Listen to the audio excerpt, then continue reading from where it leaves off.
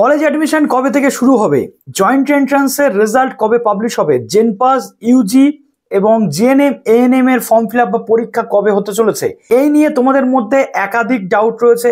তাছাড়া কলেজে অ্যাডমিশন WBCAP-তে 461টা কলেজে কবে অ্যাডমিশন প্রক্রিয়া শুরু হবে, যাদবপুর ইউনিভার্সিটিতে এন্ট্রান্স হবে কি হবে না, যাদবপুর ইউনিভার্সিটিতে ফর্ম ফিল আপ কবে থেকে শুরু হবে, এছাড়াও রাজ্যের যতগুলো ইউনিভার্সিটি রয়েছে সেখানে ফর্ম ফিল আপ কবে শুরু হবে, তাদের কলেজে অ্যাডমিশনের জন্য কি তথ্য রয়েছে, প্রতিনিয়ত আমি তোমাদের সঙ্গে যেমন যেমন আপডেটেড তথ্য পাচ্ছি নিয়ে চলে আসছি। এবার নিয়ে চলে এলাম এই ভর্তি সংক্রান্ত বিষয়ে ক্যালকাটা হাইকোর্টের রায়, ঐতিহাসিক রায় এসে গেছে ওবিসি সংক্রান্ত বিষয়ে, সেই নিয়ে তথ্য দেব। ভর্তি কিন্তু এই বর্তমান যে রায় রয়েছে এর ওপরেই শুরু করা যেতে পারে বা ফর্ম ফিল আপ প্রক্রিয়া কিন্তু স্টার্ট করা যেতে পারে। কি বলা হচ্ছে ডিটেল আলোচনা করবো আজকের এই ভিডিওটাতে। যারা নতুন আছে অবশ্যই চ্যানেলটিকে সাবস্ক্রাইব করে পাশে থাকা বেল আইকনটি ক্লিক করে দাও, একদম যাতে তোমাদের কাছে সমস্ত তথ্যগুলো আমি টাইম টু টাইম পৌঁছে দিতে পারি। এসডি টিউটোরিয়াল গাইডে সবার আগে আমি যাতে তোমাদের ইনফরমেশনগুলো শেয়ার করে তোমাদের কাছে পৌঁছে দিতে পারি নোটিফিকেশনের মাধ্যমে, তার জন্য পাশে থাকা যে বেল আইকনটি দেখতে পাচ্ছ সাবস্ক্রাইব বাটনের পর সেটাকে ক্লিক করে দাও যাতে সব তথ্যগুলো আগে পেয়ে যাও। এবং প্লিজ এই ভিডিওটা যেহেতু একটা অত্যন্ত গুড নিউজ, প্রচুর শেয়ার হবে এবং লাইক করতে একদম ভুলবে না। তো প্রথমে আসি, এই যে ভর্তি প্রক্রিয়াগুলো আটকে আছে তার কারণ হচ্ছে একমাত্র যেটা ওবিসি ইস্যু, অর্থাৎ 2024 সালের যে রায় এসেছিল যে ওবিসি সংক্রান্ত বিষয়ে রাজ্য সরকার নতুন লিস্ট না দেওয়া পর্যন্ত 2010 সালের যে 66টা তালিকাভুক্ত লিস্ট অর্থাৎ 66 সম্প্রদায় যে ওবিসি এ বা ওবিসি বি আছে তারাই থাকবে, পরবর্তী ক্ষেত্রে যারা হয়েছে সেগুলো বাতিল করা হয়েছে। এখন রাজ্য সরকার হাইকোর্টের এই রায়ের বিরুদ্ধে সুপ্রিম কোর্টে আবার পুনরায় মামলা করেছে, সেই মামলার এখনো নিষ্পত্তি হয়নি। সেই মামলার নিষ্পত্তি না হওয়ার কারণে ওবিসি সংক্রান্ত এই বিষয়ের জন্য আটকে যাচ্ছে যে কারা এই ওবিসি লিস্টেডের মধ্যে আসবে, কারা আসবে না, এই নিয়ে কলেজ ইউনিভার্সিটিগুলোও ধন্দে রয়েছে। ঠিক এরকমভাবে ধন্দে ছিল রাজ্য জয়েন্ট এন্ট্রান্স বোর্ড। আমরা যদি দেখি জেনপা ইউজি পরীক্ষা যেমনি হয়, পাশাপাশি জিমাস পিজি এক্সাম কিন্তু হয়। কিসের জন্য না, মেডিকেলের ক্ষেত্রে যে স্নাতকোত্তর বা মেডিকেলের যে পিজি সেই কোর্সে অ্যাডমিশনের জন্য গত বছর 2024-এ নোটিফিকেশন পাবলিশ হলেও কিছু ক্ষেত্রে সেটা আটকে গেছে ওবিসি সংরক্ষণের জন্য, যখন ওবিসির পুরো লিস্ট বাতিল করে দিয়েছিল সরকার এবং বলেছিল 2010 পর্যন্ত 66 সম্প্রদায় তার মধ্যে থাকবে। এর ফলে অনেকে কিন্তু মামলা করেছিল কলকাতা হাইকোর্টে তারা অ্যাডমিশন না পাওয়ার জন্য, সংরক্ষণ না পাওয়ার জন্য।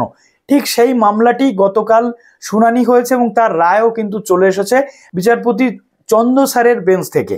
সেখানে পরিষ্কারভাবে এমন কিছু জিনিসের উল্লেখ করা হয়েছে যেটা ঐতিহাসিক এবং উল্লেখযোগ্য রায় বলে আপাতত মনে করা হচ্ছে। এই রায়কে যদি আমরা পজিটিভলি নিই তাহলে কলেজ অ্যাডমিশন প্রক্রিয়া শুরু হতে কিন্তু আর দেরি হওয়ার কথা নয়। সেখানে বলে দেওয়া হয়েছে, যেহেতু রাজ্য সরকার হাইকোর্টে যে রায় পেয়েছিল সেখানে বলা হয়েছিল যে 2010 সাল পর্যন্ত 66টা যে সম্প্রদায় আছে সেই সম্প্রদায়কে বৈধ বলে মনে করা হচ্ছে, বাকিগুলো অবৈধ আছে। অর্থাৎ তার পরবর্তীতে সেটা সুপ্রিম কোর্টে গেলে সুপ্রিম কোর্ট রাজ্যকে নির্দেশ দেয় যে নতুন করে লিস্ট করতে, যাতে কারা এর মধ্যে আসবে কারা আসবে না। এবং লাস্ট যে হিয়ারিং ছিল সেখানে রাজ্য সরকার উল্লেখ করেছিল, সেটাই গতকাল হাইকোর্টের বিচারপতি উল্লেখ করেছেন যে সুপ্রিম কোর্ট যেহেতু এই যে হাইকোর্টের রায়ের উপরে কোনো স্টে অর্ডার দেয়নি অর্থাৎ স্থগিতাদেশ দেয়নি, কাজেই হাইকোর্টের যে রায় রয়েছে সেই রায়কে রাজ্য সরকারও বলেছে, সুপ্রিম কোর্টের লাস্ট যে হিয়ারিং ছিল সেখানে হাইকোর্টের যে রায় ছিল এখন সুপ্রিম কোর্টের রায় যতক্ষণ না আসছে ততক্ষণ পর্যন্ত সেই রায়কে ধরেই এগিয়ে চলতে হবে। সেই রায় অনুযায়ী 2010 সালের মধ্যে যে 66টা সম্প্রদায় আছে সংরক্ষণ তাদেরকে দেওয়া যেতে পারে এবং সেই অনুযায়ী ফর্ম ফিল আপ শুরু করা যেতে পারে। গতকাল বিচারপতি যেটা উল্লেখ করেছেন, তিনি বলেছেন যে জয়েন্ট এন্ট্রান্স বোর্ডকে তিনি নির্দেশ দিয়েছেন এবং যে হেলথ ইউনিভার্সিটি WBUHS অর্থাৎ West Bengal university of health সায়েন্সকে যে 2010 সালের যে হাইকোর্টের ওই রায় অনুযায়ী 2010 সাল পর্যন্ত 66টা সম্প্রদায়কে ওবিসি বলে বৈধ ঘোষণা করা হয়েছে, সেই রায়কে মান্যতা কালকেও দেওয়া হয়েছে এবং সেই অনুযায়ী যতক্ষণ না সুপ্রিম কোর্টের নতুন রায় কিছু আসছে ততক্ষণ পর্যন্ত ওই 2010 সালে 66টা সম্প্রদায় যারা রয়েছে তারাই সংরক্ষণ পাবে এবং তাদেরকে নিয়ে পুনরায় কাউন্সিলিং প্রক্রিয়া শুরু করতে হবে। রাজ্যের যে মেডিকেলের পিজি রয়েছে সেই পিজিতে এবং সেই ভর্তি প্রক্রিয়া কমপ্লিট করতে হবে। জয়েন্ট এন্ট্রান্স বোর্ডকেও নির্দেশ দেওয়া হয়েছে নতুন নোটিফিকেশন করে আবার ক্যান্ডিডেট ডকুমেন্টস সেটা নিতে হবে এবং সেই ডকুমেন্টস নেওয়ার পরবর্তীতে যাতে আবার পুনরায় ভর্তি প্রক্রিয়া স্টার্ট করে সেটা ফিনিশ করা যায় সেই চিন্তা করতে হবে। এটা গতকাল বলে দেওয়া হয়েছে এবং সেক্ষেত্রে কোনো বাধা থাকবে না। এবার উচ্চশিক্ষা দপ্তরের বিভিন্ন আধিকারিক যারা রয়েছেন তারা কনফিউজড ছিলেন যে কিভাবে ভর্তি প্রক্রিয়া শুরু করা যেতে পারে। গতকাল হাইকোর্টের এই রায়ে কিন্তু পরিষ্কার হয়ে গেল যে 2010 পর্যন্ত যারা ওবিসি আছে সংরক্ষণের আওতায় তাদেরকে এনে ওবিসি, এসসি, এসটি প্রত্যেকে যেমন আলাদা আলাদা সংরক্ষণ পায়, প্রত্যেকটা জায়গাতে যেমন আলাদা আলাদা সংরক্ষণ দেওয়া হয়, রাজ্যের যে রুলস বা রাজ্যের যে আইন অনুযায়ী 7% ওবিসি এ, ওবিসি বি সংরক্ষণ দিয়ে ফর্ম ফিল আপ কিন্তু স্টার্ট করা যেতে পারে।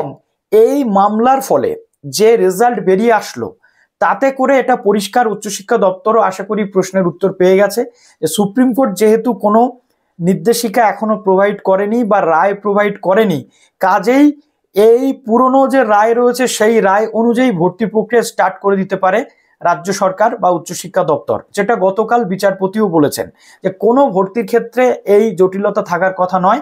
উচ্চতর আদালত বা শীর্ষ আদালত হাইকোর্টের যে রায় তার উপরে স্থগিতাদেশ দেয়নি, আর যখন সুপ্রিম কোর্ট কোনো রায়ে স্থগিতাদেশ দেবে না তখন এটা পরিষ্কার যে পুরনো রায় অনুযায়ী রাজ্য সরকার চাইলে চলতে পারে।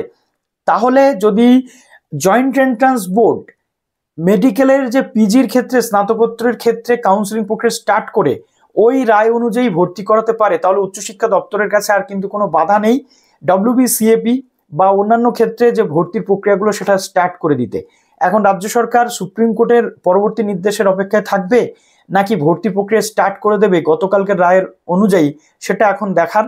যদি সেই রায়কে রাজ্য সরকার মান্যতা দেয়, গতকালকের রায়কে, জয়েন্ট এন্ট্রান্স বোর্ডের মতো পিজির ক্ষেত্রে ভর্তি প্রক্রিয়া স্টার্ট হয়ে যাবে, ভর্তির পরবর্তীতে কাউন্সিলিং প্রক্রিয়া স্টার্ট হয়ে যাবে, তেমনি উচ্চশিক্ষা দপ্তর যদি এই রায়কে মান্যতা দিয়ে ফর্ম ফিল আপ স্টার্ট করতে পারে তাহলে কিন্তু সেটা সবার জন্য খুব উপকার হবে। তারপর পরবর্তী ক্ষেত্রে যদি আরো কিছু ইনক্লুডেড হয়, এই 66টা সম্প্রদায় বাদে 2010-এর পরে আরো কিছু সম্প্রদায়কে ফ্রেশ ভাবে ঢোকানো হয়, তারা পরবর্তী ক্ষেত্রে সুযোগ পেয়ে যাবে, সেখানে কিন্তু কোনো বাধা থাকবে না। তাই ফর্ম ফিল আপ প্রক্রিয়া কিন্তু অতি তাড়াতাড়ি শুরু হতে চলেছে। জেনপা, ইউজিটাও মেবি এই জুন মাসের মধ্যে ফর্ম ফিল আপ স্টার্ট হয়ে যাবে এবং তার পরবর্তী ক্ষেত্রে অ্যাডমিশন প্রক্রিয়া স্টার্ট হয়ে যাবে, যে তোমাদের এন্ট্রান্স বা অন্যান্য যে বিষয়গুলো, তার সাথে জিএনএম, এএনএম স্টার্ট হয়ে যাবে। এবং ডব্লিউবিসিএপি, যেটা বারবার বলা হচ্ছে, প্রতিদিনই আমরা যে তথ্য আছে সেটা বলছি যে মে মাসের লাস্ট থেকে জুন মাসের প্রথমে স্টার্ট হয়ে যাবে, সেটাও কিন্তু স্টার্ট হতে চলেছে মেবি। তো তাড়াতাড়ি সেই তথ্যগুলো আসলে আমি তোমাদের সঙ্গে শেয়ার করে দেবো, আজকালের মধ্যেও তথ্য চলে আসতে পারে, তার জন্য stay tuned with SD tutorial guide. তো চলো ভিডিওটা এখানে শেষ করলাম, ভালো থেকো সবাই, বেস্ট অফ লাক।